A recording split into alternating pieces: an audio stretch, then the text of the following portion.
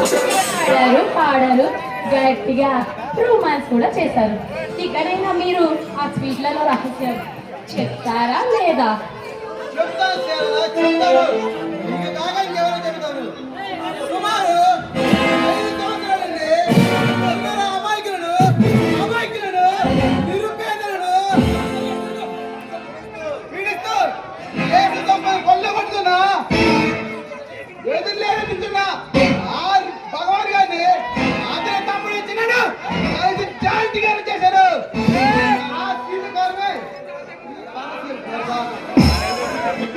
చూడండి,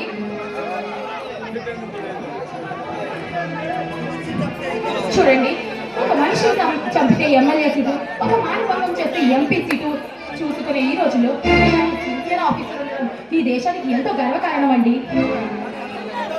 కానీ అలాంటి గుండాల వల్ల ఎంతో మంది ప్రజలకు చాలా నష్టం వస్తుందండి.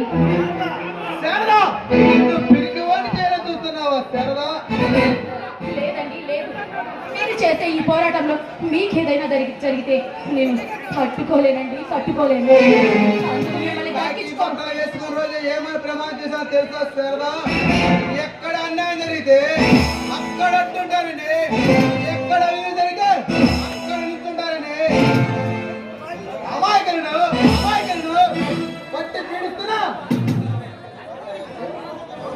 రౌడీలకి వాళ్ళకి భయపడి వాళ్ళకి ఊడే చేయమంటావా? లేదండి, లేదు. ఒకరి కింద బుడిగం చెయ్యి, ఒకరి కింద పని చెయ్యి అని మీ బాధ్యతకి మీ ఉద్యోగానికి నేను అడ్డు రానండి. కాబట్టి మీరు చేసే ఈ పోరాటంలో మీకేదైనా అయితే నేను పిల్లలు ఏమైపోవాలండి?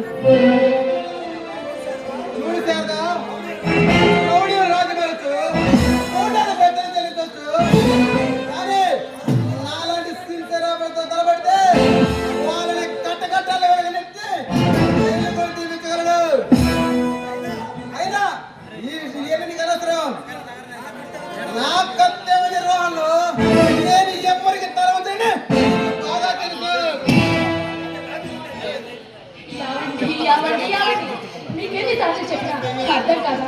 మీది రాటికి ఉండండి.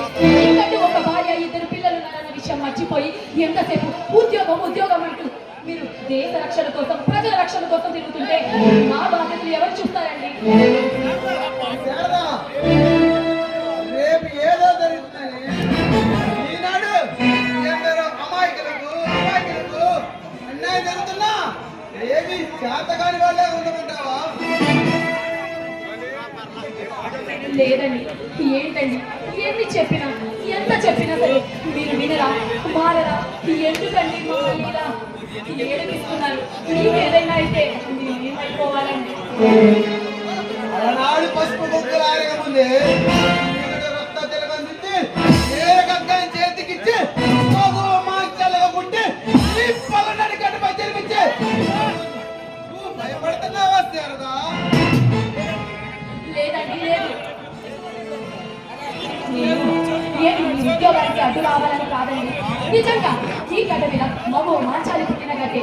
మీరు అలాంటి పౌరుషాన్ని పెట్టుకుని ఉద్యోగం చేస్తున్నారు.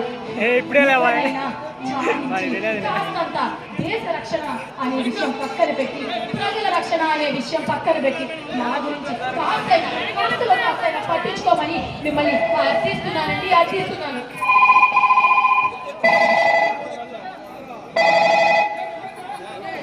Hello inspector here. ఏమిటి అతని తమ్ముడు చిన్న దేశం తప్పించుకున్నా సరే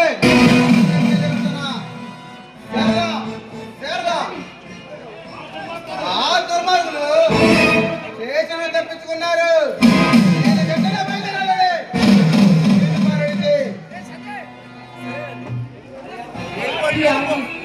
సరేనండి, జాగ్రత్తగా వెళ్ళిరండి.